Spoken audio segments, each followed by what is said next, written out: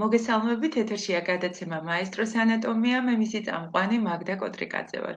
დღეს საინტერესო თემა უნდა შემოგთავაზოთ, ეს არის გლაუკომა, თუ რა იწვევს საერთოდ სიბრმავეს, რამდენად მნიშვნელოვანია თვალი ადამიანის ცხოვრებაში, როგორ ხდება მასთან გამკლავება და რა არის ეს გლაუკომა, რაც ძალიან ხშირად გვესმის ხოლმე ველში, ჯგუფებში, ტელევიზიითაც, მედიითაც, ხო, ძალიან მნიშვნელოვანია ვფიქრობ ამ საკითხს. ბევრი დრო დაეთმოს, მათ შორის ჩვენი გადაცემაც უფასო კონსულტირება რეჟიმში მიუძღვნათ. ჩვენი სტუმარი არის ახალი მზერას ოფთალმოლოგი თბილისის სახელმწიფო სამედიცინო უნივერსიტეტის დოქტორანტი, ქართულ-ამერიკული უნივერსიტეტის მოწვეული ლექტორი მონიკა ზალინიანი. დიდი მადლობა მას ჩართვისთვის და დიდი იმედი მაქვს, რომ ჩვენ სრულად დავფარავთ ამ თემას და ძალიან ესე იგი მნიშვნელოვან საკითხებსაც შევეხებით მათ შორის. დავიწყოთ სულ თავიდან, რა შეჭირდება თვალი, რამდენად მნიშვნელოვანია ეს ორგანო, რომელსაც გარეთვინსაც ეძახიან ხო რამდენადაც მე ვიცი და მინდა რომ ეს როგორც სპეციალისტმა დაანახოთ საზოგადოებას თვალი როგორც ველში მთავარი კონტაქტის რაღაც ზღვარი ორგანო რომლითაც ოპერირებთ. მოგესალმებით მაგდა. მივესალმებით თქვენს მაყურებელს და დიდი მადლობა ამ თემით დაინტერესებისათვის. რა თქმა უნდა, პირველ რიგში მხედველობა ეს არის სინათლის აღქმის უნარი და ეს დამოკიდებულია თვალის ორგანოზე, უშუალოდ ხოლო სურათის და ყველანაირი გარე ინფორმაციის აღსაქმელად ჩართულია ტვინი. რეალურად ინფორმაციას, რასაც ყოველდღიურ ცხოვრებაში ჩვენ ვიღებთ და აღვიქვათ 80%-ზე მეტი თვალზეა დამოკიდებული. და ხშირად, როდესაც ადამიანი განსაკუთრებით უეცრად კარგავს მხედველობას, ეს ასოცირებულია დეპრესიასთან, ასოცირებულია ისეთ ღრმა დარღვევებთან, ფსიქოლოგიურს გულისხმობ, როდესაც პაციენტს უჭირს ყოველდღიურ ცხოვრებაში ჩართულობა და ასევე, რა თქმა უნდა, ეს იწვევს სხვადასხვა ფსიქოლოგიურ პრობლემებს. რაც შეეხება უშუალოდ გლაუკომას, გლაუკომა არის ქრონიკული პროგრესირებადი, პოტენციურად დამაბრმავებელი დაავადება და ის იწვევს და მთავარი მიზეზი, რასაც ჩვენ ხედავთ გლაუკომის დროს, ეს არის მხედველობის ნერვის დაზიანება. საკმაოდ გავრცელებული დაავადება და რაც ყველაზე ცუდია, სამწუხაროდ გლაუკომის შედეგად დაზიანებული მხედველობის აღდგენა ფიზიკურად და არანაირი მედიკამენტებით არც ქირურგიით არ არის შესაძლებელი. სამწუხაროდ. როგორ ხდება გამკლავება? მხოლოდ ქირურგიაა გამოსავალი ამ დროს, როცა დადგინდა უკვე გლაუკომა და ადამიანი უნდა, ესე იგი, მივიდეს ექიმთან, გაესინჯოს, დადგინდეს გარკვეული ზღვრები ალბათ თუ რამდენად ღრმაა ეს დაზიანება. აი ამის შესახებ რომ ვთქვათ, მივიღოთ ინფორმაცია, იმიტომ რომ რამდენადაც ვიცი, რამდენიმე დონე არის, რომელიც განსაზღვრავს ამ გლაუკომას და მაგრამ თქვენ როგორც აღნიშნეთ, რამდენად სწორად გავიგე, რომ აუცილებელი ქირურგია სხვა გამოსავალი ამ შემთხვევაში არ არის. დიახ, დავიწყოთ იმით, რომ რაც შივილები აქვს პაციენტს და რამდენად ვთქვათ ადრეულ ეტაპზე ხდება დაავადების აღმოჩენა. სამწუხარო რეალობა ის არის, რომ გლაუკომის ერთ-ერთი ფორმის დროს და ძირითადი ფორმის დროს პაციენტს არ აქვს შივილი არანაირი. ხდება დასაწყის ეტაპზე პერიფერიული, ანუ გვერდითა მხედველობის ნელი დაზიანება და შემდეგ უკვე პაციენტი მოგმართავს გვიან ეტაპზე, როდესაც არის ტუნელური მხედველობა. რას ნიშნავს ტუნელური მხედველობა? ეს არის მდგომარეობა, რომლის დროსაც პაციენტი ვერ ხედავს თავის მაგალითად ფეხებს გადაადგილებისას და მისი მხედველობის ველი საკმაოდ შევიწროებულია. როდესაც ჩვენ ვთქვათ ხელის აფარებით დავხუჭავთ ერთ თვალს, ჩვენ გვაქვს გარკვეული მხედველობის ველი, ხო? აი ეს მხედველობის ველი გულისხმობს, რომ როდესაც ჩვენ ვუყურებთ პირდაპირ, ჩვენ ასევე შეგვიძლია გვერდით არსებული აქტივობის დანახვა. ეს იქნება ადამიანის ვთქვათ გავლა, ეს იქნება ვთქვათ მანქანამ გაიარა, ჩვენ ეს დავინახეთ, ხო? როდესაც არის გლაუკომა, ზუსტად ზიანდება აღნიშნული პერიფერიული მხედველობა და პაციენტი ხშირად მოგმართავს ძალიან გვიანი სტადიის დროს, როდესაც აი ეს პერიფერიული მხედველობა მთლიანად დაზიანებულია ყველა მხრიდან და პაციენტს აქვს აი უხეშად რო ვთქვათ, აი ესეთი ვიწრო მხედველობა და გადაადგილებისას ვერ ამჩნევს მის ვთქვათ ფეხებსაც კი. და შესაძლოა რომ ვერ მიხვდეს და ვერ აღიქვას რომ მსგავსი პრობლემის წინაშე არის, ხო? აი რამ ჩვენ საუბრობთ ხოლმე ხშირად ბევრ სხვა კლინიკაზე დაგვიანებულ მომართვიანობაზე. შეიძლება რომ ეს ტუნელური მხედველობა სხვა დაავადების, რაღაც ქრონიკული დაავადების თანამდები პროცესიც იყოს და სწორედ ამიტომ ვთქვათ დაიბნეს პაციენტი და ვერ მიხვდეს რომ შესაძლოა ეს მხედველობის დარღვევაა. ან ვთქვათ არის რაღაცა თავის ტვინის სხვადასხვა ტიპის დაზიანება, ან არის ქრონიკული სხვა დაავადება, მაგალითად სიმსივნე და ასე შემდეგ და განვითარდეს უცებ პროგრესირდეს ეს სიბრმავე. ხდება ასეთი რამ საერთოდ? დიახ, შესაძლებელია, დიახ. რა თქმა უნდა, მნიშვნელობა აქვს ესე ვთქვათ, პაციენტის ქმედებებს. პირობითად რომ ვთქვათ, როდესაც გლაუკომის დროს ჯერ დასაწყის ეტაპზე ერთი თვალია ჯერ ჩართული, საკომპენსაციოდ მეორე თვალი გადაფარავს აი ამ მხედველობის ველს და პაციენტი ხშირ შემთხვევაში ამჩნევს ცვლილებას, როდესაც ვთქვათ, ერთი ხელით გადაფარავს ვთქვათ მარჯვენა თვალს ან მარცხენა თვალს და ამ დროს ამჩნევს, რომ მხედველობა არ არის თანაბარი როგორც მარჯვენა, ისე მარცხენა თვალის შემთხვევაში. აი ზუსტად ამ დროს პაციენტი უფრო ყურადღებით აკვირდება თავის მხედველობას. იმიტომ რომ ახასიათებს ერთ თვალს, რომ გადაფაროს ნაწილობრივ მხედველობის ველი და პაციენტი ვერც ამჩნევდეს, რომ რაიმე ვთქვათ დაზიანებული კერა არის თვალში. აი ეს არის ძირითადად იმის მიზეზი, რომ ვთქვათ მოგვიანებით მოგმართავენ. გლაუკომა არის ქრონიკული ორმხრივი პროცესი. ძირითადად, როდესაც გვაქვს ლაპარაკი პირველად გლაუკომაზე და ეს არ არის ვთქვათ ასოცირებული მეორად ცვლილებებზე, როდესაც ვთქვათ პაციენტმა გადაიტანა კონკრეტული ინფექცია ან გადაიტანა ვთქვათ ანთებითი პროცესი თვალში და ამან გამოიწვია თვალში წნევის მომატება. ძირითადად არის ორმხრივი, იწყება ერთი თვალიდან, რაღაცა პერიოდის მერე უკვე ერთვება მეორე თვალი. განსაკუთრებულად მნიშვნელოვანია რისკ ფაქტორების გათვალისწინება, ეს არის გენეტიკური ისტორია, როდესაც ვთქვათ პაციენტმა იცის, რომ მშობლებს ან ახლო ნათესავებს ჰქონდათ გლაუკომა. განსაკუთრებით მნიშვნელოვანია, რომ 40 წელს ზემოთ მოხდეს თვალში დაწნევის კონტროლი და არა მარტო თვალში დაწნევის კონტროლი, იმიტომ რომ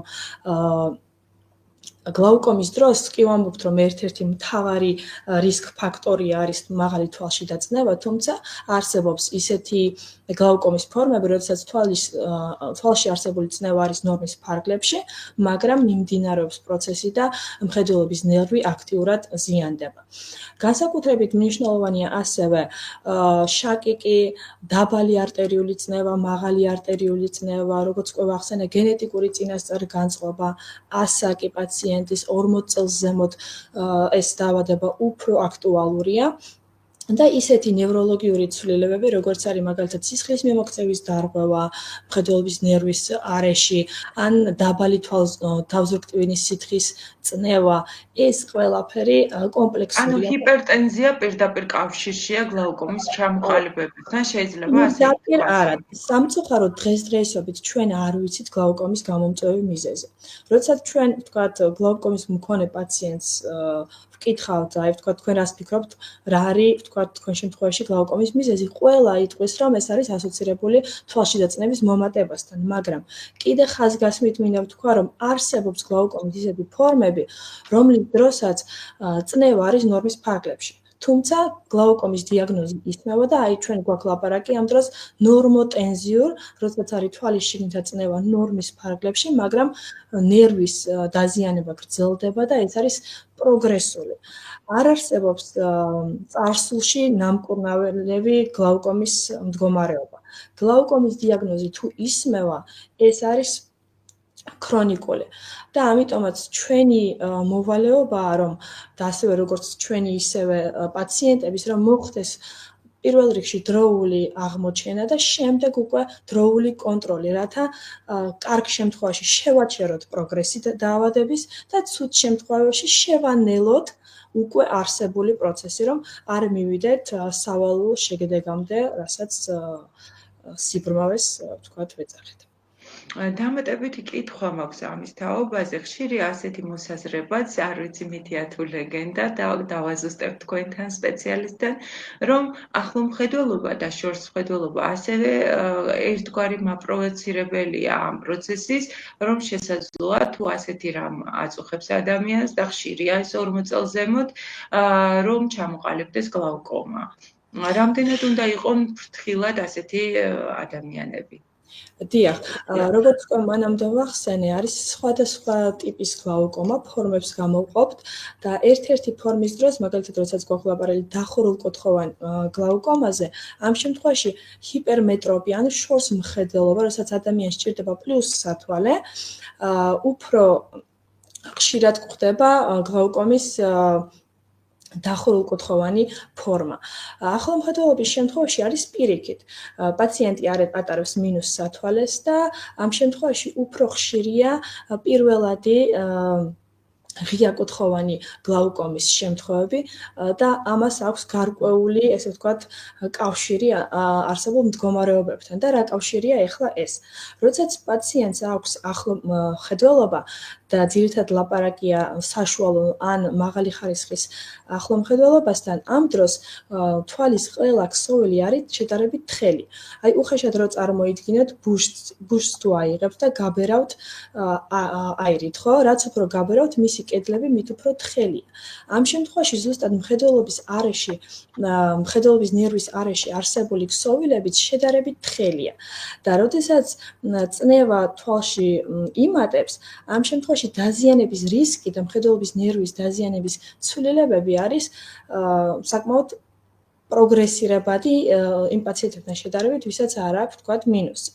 ასევე ხაზგასმით მინდა აღვნიშნო, რომ ზოგჯერ მოგმართავენ პაციენტები, ვისაც აქვს საშუალო ან მძიმე ხარისხის ახლომხედველობა და ეს ასევე ასოცირებულია მხედველობის ნერვის და ბადურის ცვლილებებთან, ხშირად მცდარად დიაგნოსტირებული აქვთ გლაუკომა.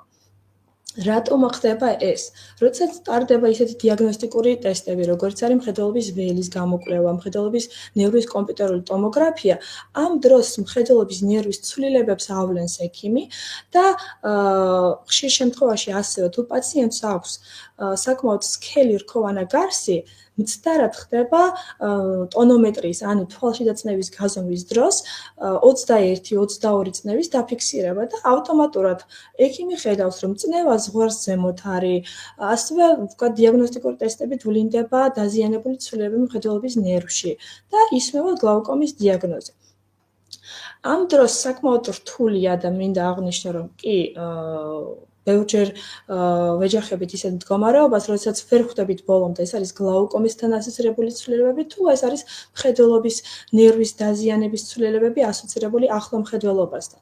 ზუსტად ამ დროს საჭიროა დროული და ასევე საჭირო პერიოდის განმავლობაში პაციენტის კონტროლი და ყველა დამატებითი ერთგვარი დაკვირვება, ხო მონიკა? ანუ დაკვირვება ხდება, როდესაც გარკვეული კითხვები ჩნდება და ზუსტ დიაგნოზზე გასვლა უჭირს ექიმს, ხშირად გარკვეულ პაუზას აკეთებს და დაკვირვებას ახდენს, ასე მივხვდი მე. აი უფრო რომ დავაკონკრეტოთ, რომ ზოგჯერ არის რომ პაციენტები უნდობლობითაც გამოირჩევიან, როცა საუბარია მხედველობაზე, ეს ძალიან მტკივნეული თემაა, ხო, რომ შიში იმისა, რომ ვერ დავინახო და ლეტალობა ამ კუთხით, ხო, რომ კარგავს ადამიანი მხედველობა სრულად ძალიან მაღალია, როგორც ვიცი, მსოფლიოში და საქართველოშიც განსაკუთრებით რაც საყოველთაო ჯანდაცვა ჩაერთო, ამ ტიპის ოპერაციების გაკეთების ესე იგი სტატუსი და რაოდენობა, სტატისტიკა ძალიან მაღალია. აი როგორ არის ეს, რომ აი თქვათ ადამიანებმა დაიწყეს გადამოწმება, კონტროლი, მუდმივად დაკვირვების ქვეშ აქვთ მათი მხედველობა, განსაკუთრებით საპენსიო ასაკსვისაც აი ეს ოპერაციები უფინანსდება სრულად რამდენადაც ვიცი. თუ ვთქვათ მოიმატა უბრალოდ ჩვენებამ და რაღაც დამატებითი პრობლემებია, იგივე ვთქვათ ელექტრონულ ვიზუალებზე ყურება, მუდმივად ან მწოლი არე კითხვა, სხვა დანარჩენი. ჟღერდება ხდება ხოლმე ასეთი ინფორმაცია და ვინაიდან ეს გადაცემა უფასო კონსულტირების რეჟიმში მიმდინარეობს ჩვენი მსმენელისა და მაყურებლისთვის, მინდა რომ აი ამ ყოფით საკითხებსაც გაუსვათ ხაზი. თქვენის ნებართვში. რა თქმა უნდა, საკმაოდ გავრცელებულია დაახლოებით ბოლო მონაცემებით მსოფლიოში 76 მილიონი ადამიანი არის დაავადებული გლაუკომით და ნავარაუდევია, რომ ეს მონაცემები უფრო და უფრო გაიზრდება ისეთი ქრონიკული დაავადებების სიხშირის ზრდის გამო, როგორც არის მაგალითად დიაბეტი, როგორც არის შაქრიანი დიაბეტი, ასევე არტერიული ჰიპერტენზია და ასე შემდეგ. რა თქმა უნდა, საქართველოში საკმაოდ კარგი ჯანდაცვის პროგრამა მოქმედებს ამ ეტაპზე, თუ პაციენტს სჭირდება ქირურგიული ჩარევა გლაუკომის მიმართულებით და ეს არის სასწრაფოდ ხშირ შემთხვევაში, რა თქმა უნდა, ხდება ძირითადი ნაწილის დაფინანსება სახელმწიფოს მიერ და პაციენტს უწევს მინიმალური თანხის დამატება და ეს დიდ კომფორტს უქმნის ადამიანს. ასევე შეიძლება ითქვას, რომ ბოლო პერიოდში ძალიან კარგი პროგრამა ამოქმედდა, რის საშუალებითაც პაციენტს, ვისაც აქვს დადგენილი გლაუკომა, უფასოდ ურიგდებათ, ესე ვთქვათ, ეს ანტიგლაუკომატოზური წვეთები, რომელიც მანამდე საკმაოდ ძვირი იყო ისედაც და პაციენტს ხშირად უჭირდა აი ამ წნევის დამწევი წვეთების ყიდვა. იმიტომ რომ ჯამში რო გადავთვალოთ, შეიძლება უხეშად რო ვთქვათ, ხო?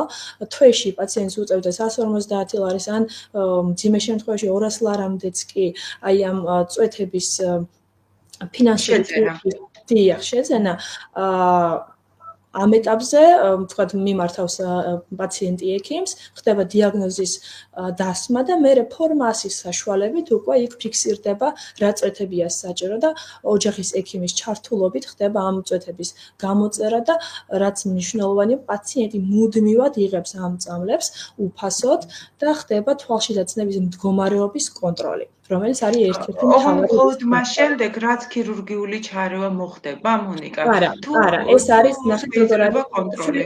დიახ, ჩვენ როგორ ვაკეთებთ, ანუ ქირურგიული ჩარევა ეს არ არის პირველადი რიგის მკურნალობის საშუალება. როდესაც პაციენტი მოგმართავს და გვაქვს საშუალება, რომ ჯერ დასაწყის ეტაპზე დავიწყოთ წვეთებით, შემდეგ თუ არ არის წვეთების საკმარისი, ზოგ შემთხვევაში ვრთავთ დამატებით ლაზერულ მკურნალობას, რომლის შედეგადაც ვამცირებთ თვალში დაწნევას, თუ ამოიწურა იმ წვეთების რაოდენობამ, რისი ვთქვათ, გამოწერად შეგვიძლია და ღიაკუთხოვანი გლაუკომის დროს ეს არის 4 ტიპის წვეთი, დახურულკუთხოვანი გლაუკომის დროს ვნიშნავთ ძირითადად 5 ტიპის ანტიგლაუკომატოზურ ჰიპოტენზიურ წვეთს, თუ ამოიწურა ეს მარაგი და ჩვენ ჯერ კიდევ არ გვაქვს მიღწეული ის სამიზნე წნევა, რომლის ფარგლებშიც არ გრძელდება მხედველობის ნერვის დაზიანება, ამ შემთხვევაში ჩვენ უკვე მივმართავთ სხვა გზებს და ეს სხვა გზა შეიძლება იყოს უფრო არადამზოგველი ტიპის ლაზერი ან ქირურგიული ჩარევა. ქირურგიული ჩარევა შეიძლება იყოს სხვადასხვა ტიპის, დამოკიდებულია მდგომარეობაზე, რამდენად რეზისტენტულია გლაუკომა, რამდენად ვთქვათ, ასოცირებულია ეს მდგომარეობა დამატებითი სიზარღვების რომელსაც ნეოვასკულარული ტიპის გლაუკომას ვეძახით, ანუ სხვადასხვა ტიპის გლაუკომის დროს ვიყენებთ სხვადასხვა ტიპის ქირურგიულ ჩარევას და ეს ასევე უნდა იყოს სწორად შერჩეული. მინდა რომ დავაზუსტოთ. ვატარებთ ქირურგიას უკვე მთელი რიგი პროცედურების შემდეგ თუ ვთქვათ გამწვავდა სიტუაცია, შემდგომ მუდმივად არეგულირებს ადამიანი თავის თვალის შიდა წნევას აი ამ წვეთების მეშვეობით და ეს მდგომარეობა შეიძლება რემისიული იყოს და არ დაემუქროს მას სიბრმავე. ნახეთ როგორ არის ყველაფერს შეიძლება დაგვიანებული პროცესი აღმოჩნდეს და მაინც ვერ მართოს ექიმმა ეს პროცესი. აი რამდენად საშიშია. ხო ხვდებით ადამიანებს აქვთ გარკვეული ფობიური დამოკიდებულება განსაკუთრებით მხედველობის არეში და რეალურად გაქცეული პროცესის დაჭერა ზოგჯერ ვერ ხერხდება ხოლმე. აი რამდენად ხშირია რომ ექიმი კიდევს ხელს რომ მაინც ეცადოს გადაარჩინოს მხედველობა. თუ ვთქვათ როცა ხედავთ რომ მძიმე ვითარება და დამძიმებულია განსაკუთრებით ღრმა ასაკში, აი ამ წვეთებით ხდება ხოლმე შენარჩუნება და გახანგრძლივება ამ რემისიის. დიახ, უფრო ასე ვთქვათ, ეტაპობრივად რო დავყოთ და უფრო გასაგები რო იყოს მსმენელისთვის. გლაუკომის შემთხვევაში ჩვენ არ ვცდილობთ და სამწუხაროდ არ შეგვიძლია დაკარგული მხედველობის აღდგენა. ანუ ჩვენი ერთ-ერთი და მთავარი მიზანია არსებული მხედველობის და არსებული პერიფერიული დაზიანებული ცვლილებების შეჩერება. ამისათვის ჩვენ ვაკეთებთ შემდეგ აქტივობებს. პირველ რიგში ვცდილობთ, რომ მივიღოთ ის სამიზნე წნევა, რომლის ფარგლებშიც არ გაგრძელდება მხედველობის ნერვის დაზიანება. ამას ვაკეთებთ დასაწყის ეტაპზე, წვეთების ფონზე, იმიტომ რომ იმ წვეთებსაც აქვთ რეზისტენტულობა, დასაწყის ეტაპზე კარგად მოქმედებენ, თუმცა შეიძლება დადგეს პერიოდი, როდესაც მათი მოქმედება არ არის საკმარისი და ისევ იზრდება თვალში და წნევა. ამის შემდეგ, როდესაც ამოიწურება მაგათი მარაგი, შემდეგ გადავდივართ ქირურგიაზე. აი ქირურგიის შემთხვევაშიც ეს არ არის პანაცეა, როდესაც ვთქვათ, ვამბობთ, რომ გაგიკეთებთ ახლა ვთქვათ ქირურგიულ ჩარევას და თქვენი წნევა საბოლოოდ დარეგულირდება. არა, ამ მხედველობის ამ პრობლემის შემთხვევაშიც ეფექტი არის ზოგ შემთხვევაში დროებითი. ეს დამოკიდებულია ქირურგიულ ჩარევაზე, როგორც უკვე ვახსენე, შეიძლება იყოს მოწყობილობის ჩანერგვის ქირურგია, შეიძლება იყოს განაკვეთის ტიპის გამჭოლი ქირურგია და გამჭოლი ქირურგიის შემთხვევაში, რაც ბოლოს სტატისტიკური მონაცემებით ჩვენ ვაკვირდებით, ეფექტი შეიძლება გაგრძელდეს 5 წელი, ეფექტი შეიძლება გაგრძელდეს ვთქვათ 6 წელი, ან უფრო მეტი. როდესაც ერთ-ერთი ქირურგიული ჩარევის დროს ჩვენ ვთქვათ მივიღეთ სასურველი შედეგი, თვალში და წნევა დაქვეითდა, თუმცა რამოდენიმე წლის შემდეგ ეს ეფექტი იმდენად საკმარისი არ არის, რომ გაგრძელდეს მხედველობის ნერვის დაზიანებული ცვლილებების შეჩერების პროცესი. ამ დროს ჩვენ შეგვიძლია მიმართოთ დამატებით ქირურგიულ ჩარევებს. ანუ ერთ თვალზე შეიძლება გაკეთდეს რამოდენიმე ტიპის და ან ერთი და იგივე ტიპის 2 ან ზოგ შემთხვევაში 3 ქირურგიული ჩარევაც. აქვს მნიშვნელობა იმ ეტაპს, როდესაც ჩვენ ვაფიქსირებთ, რომ მიუხედავად იმისა, რომ პაციენტი აგრძელებს მკურნალობას, მიუხედავად იმისა, რომ პაციენტს ჩაუტარდა ქირურგიული ჩარევა და ჯერ კიდევ ქირურგიული ჩარევის ფონზე იღებს დამატებით ჰიპოტენზიურ წვეთებს, სამიზნე წნევა არ არის საკმარისი. აი ზუსტად ამ დროს უნდა ჩავერთოთ კიდევ დამატებით, რომ ისევ დავწიოთ თვალში და წნევა და ისევ მივიღოთ ის ეფექტი, რომ პროცესი შეჩერდეს. ანუ მთავარი ფაქტობრივად რუტინულია ეს პროცესი, მონიკა, როგორც მივხვდი, რომ მუდმივად უნდა იყოს მეთვალყური ადამიანი, ვისაც დაუდგინდა გლაუკომა, მუდმივად უნდა აკონტროლოს, რა ინტენსივობით უნდა აკონტროლოს საინტერესოა და რამდენად ხანგრძლივია მკურნალობის რეაბილიტაციის პროცესი ქირურგიის შემდეგ. აი, ამაზე რომ გავამახვილოთ ყურადღება. დაკვირვების პროცესი დამოკიდებულია სტადიიდან გამომდინარე, რაც უფრო შორს წასულია მდგომარეობა, მით უფრო ხშირად უწევს პაციენტს წნევის კონტროლი, მით უფრო ხშირად უწევს ისეთი დამატებითი იკვლევების ჩატარება, როგორც არის მაგალითად კომპიუტერული პერიმეტრია, კომპიუტერული ტომოგრაფია, მხედველობის ნერვის, თვალში და წნევის კონტროლი. ზოგ შემთხვევაში ჩვენ ასევე ვიბარებთ პაციენტს, რომ მოხდეს რქოვანი სისქის დადგენა, ასევე შეიძლება გავაგზავნოთ პაციენტი, რომ მოხდეს სისძარღვების მდგომარეობის გამოკვლევა და ასე შემდეგ. ასევე ხაზგასმით მინდა ვთქვა, რომ ხშირად მოგმართავენ პაციენტები, რომლებმაც ვთქვათ იციან, რომ ნორმალური თვალში და წნევა მერყეობს 9-დან 21-მდე, ან 20-მდე, ხო? რაც ვთქვათ ევროპის ასოციაციის მიერ არის მოწოდებული. და მიმართავენ ექიმს მარტო წნევის კონტროლის მიზნით, ფიქსირდება, რომ წნევა არის 18 და არ უნდა ვთქვათ დამატებით ვიზიტი, რომ მოხდეს სწორი მკურნალობის ტაქტიკის შერჩევა. ეს არის ასევე მცდარი შეხედულება, რადგან რაც უფრო შორს წასულია გლაუკომის მდგომარეობა, მით უფრო დაბალი უნდა იყოს თვალში და წნევა. პირობითად რომ ვთქვათ, ბოლო სტადიის ვთქვათ, მკვეთრი დაზიანებული ცვლილებების ფონზე, ჩვენ ვამბობთ, რომ მხედველობის ნერვის ნაწილობრივი უკვე ატროფიის ფონზეც კი, როდესაც გლაუკომასთან ასოცირებული ასევე ატროფიული ცვლილებებია. მხედველობის თვალში და წნევა უნდა იყოს არა უმეტეს 13-ისა. თუმცა ესეც პირობითია.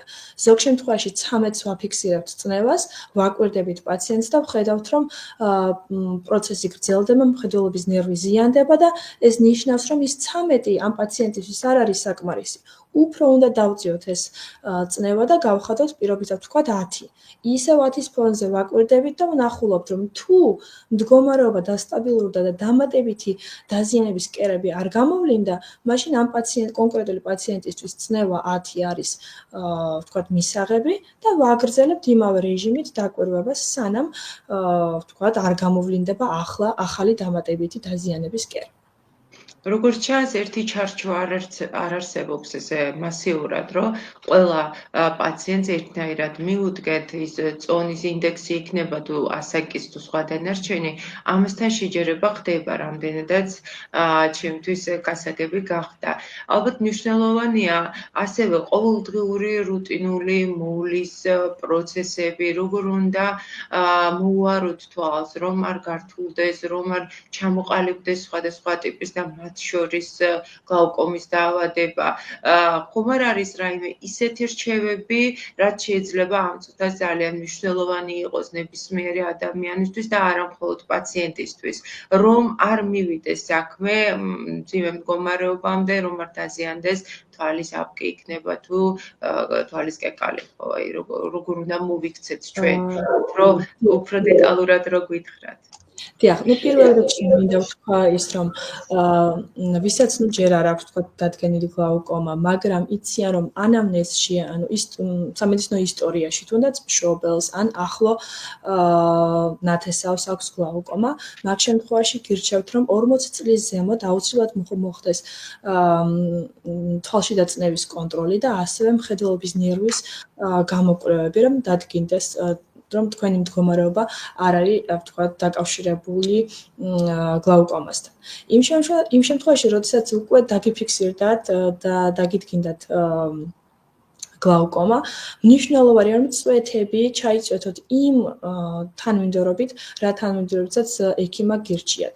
აუცილებელია ზოგი წვეთის შემთხვევაში თუ იწვეთებთ მაგათ დღეში 2-ჯერ, რომ მოხდეს წვეთების ჩაწვეთება 12 საათიანი შუალედით, იმიტომ რომ ამ ტიპის წვეთებს აქვთ 12 საათიანი მოქმედების ინტერვალი და ეს ნიშნავს, რომ 12 საათის შემდეგ მაგათი ეფექტი მცირდება და შესაბამისად ის თვალში დაწნევა იმატებს თვალში და ეს იქნება ასოცირებული მხედველობის ნერვის დამატებით დაზიანებებთან. ასევე ხაზგასმით მინდა ვთქვა, რომ ხშირად პაციენტებს ემართებათ მშრალი თვალის დამატებითი ცვლილებები, ეს არის მშრალი თვალის სინდრომთან ასოცირებული პროცესები, როდესაც იღებენ აი ამ ანტიგლაუკომატოზურ ჰიპოტენზიურ წვეთებს.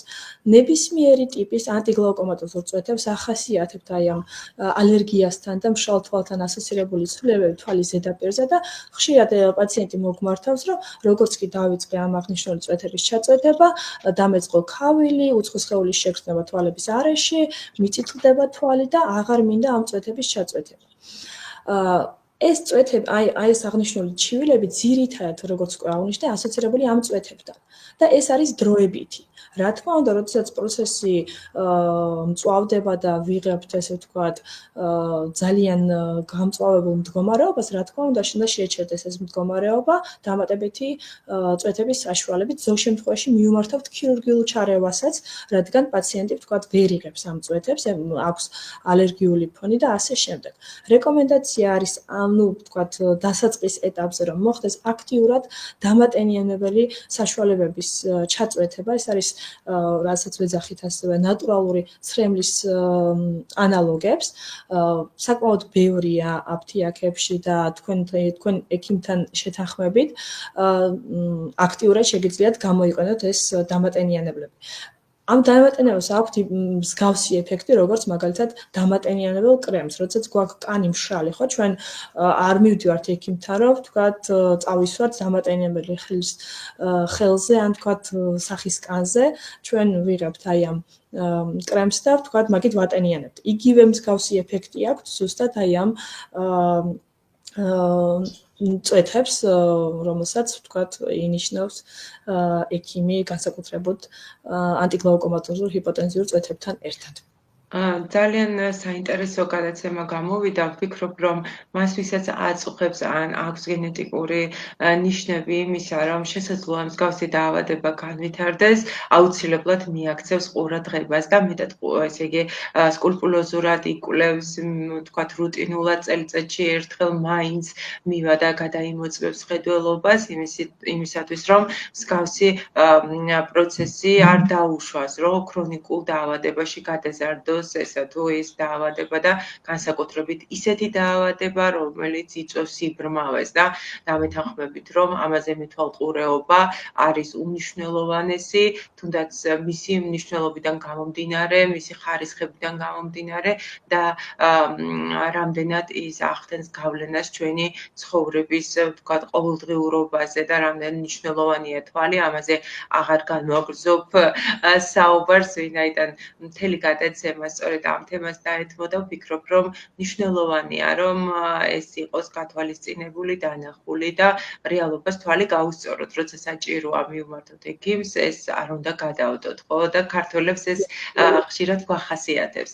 ჩვენი დღევანდელი თემა იყო გლაუკომა. ჩვენ გყავდა სტუმრად კლინიკა ახალი მძერას ოფთალმოლოგი თბილისის სახელმწიფო სამედიცინო უნივერსიტეტის დოქტორანტი, ქართულ-ამერიკული უნივერსიტეტის მოწვეული ლექტორი მონიკა ზალინიანი. დიდი მადლობა მას სტუმრობისთვის, ჩართვისთვის და იმედი მაქვს, რომ ასეთი საინტერესო მნიშვნელოვანი თემებით არაერთხელ იქნებით ჩემი სტუმარი და მივაწვდით ჩვენს მსმენელს ისეთ ინფორმაციას, რაც პირველი პირიდან ექიმიდან უნდა მოისმინონ და არ დაუშვან თვითმკურნალობა, არ გაერთულონ მხედველობის სხვა პრობლემები და რა თქმა უნდა გლაუკომა თუ ასეთის ესე იგი ნიშნები მათ აქვთ. დიდი მადლობა მონიკა. გელით კიდევ არაერთხელ ჩვენ სტუდიაში. დიდი მადლობა.